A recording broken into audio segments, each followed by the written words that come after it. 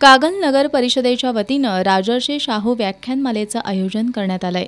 साहित्य अकादमी पुरस्कार जाहीर झालेले साहित्यिक प्राध्यापक कृष्णात खोत या व्याख्यानमालेचं दुसरं पुष्प गुंफताना प्राध्यापक खोत यांनी मराठी साहित्य आणि समाज या विषयावर विचार मांडले। यावेळी बोलताना प्राध्यापक खोत यांनी लेखक फुलांचे दगड करतो आणि दगडांची फुलंही करतो।